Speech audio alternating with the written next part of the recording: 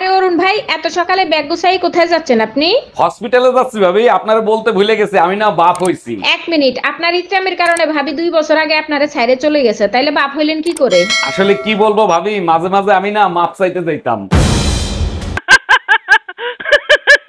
আচ্ছা শোনো, পাশের বাড়ির যে টুম্পা ভাবি আছে ওরে তোমার কেমন লাগে? নিশ্চিত এর ভিতর কোনো ঘাপলা আছে, আমারে ফাঁসাবে। আরে কি হইলো বলো না কেন? চিড়িয়াখানায় ওই যে লেজ কাটা বান্দর আছে না, ঠিক সেই বান্দরের মতো লাগে। হ্যালো টুম্পা, এবার তো বিশ্বাস হইলো ওর কাছে তুই বান্দরের মতন লাগোস। এই কই তুমি? আমার মা ফোন দিছে, তোমার সাথে কথা বলবে। হ্যালো। বাবা অরুণ, এবার পূজায় আমার মেয়েরা কি মার্কেট করে দিছো? না মা, এবার ব্যবসার অবস্থা ভালো না, এবার পুজোর মার্কেট করতে পারবো না। পূজোর মার্কেট করে দিও, ও যদি দুর্গা রূপ ধারণ করে অসুর বধ করতে 1 মিনিট সময় নেবে না।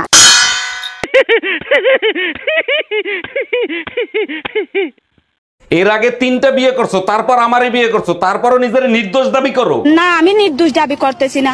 আমি যখন জানি, আমি কেন নিজেকে নির্দোষ দাবি করব? আমি দোষী। তাইলে কেন আমারে বিয়ে করছিলা? তখন আমার আবেগে কাজ করছে, বিবেক কাজ করে নাই। বিদ্যুৎ বিভাগ থেকে বলছি, বলুন আপনার কি সেবা করতে পারি? ম্যাডাম, 5 মিনিটের জন্য বিদ্যুৎটাকে একটু বন্ধ করা যাবে? অবশ্যই করতে পারবো, যদি জরুরি কোনো সমস্যা হয়। বলেন কি সমস্যা? ভাবির সাথে দেখা করতে আসছি, হঠাৎ করে ভাই চলে আসছে, বিদ্যুৎ বন্ধ করলে অন্ধকারে আমি বের হয়ে যেতে পারি।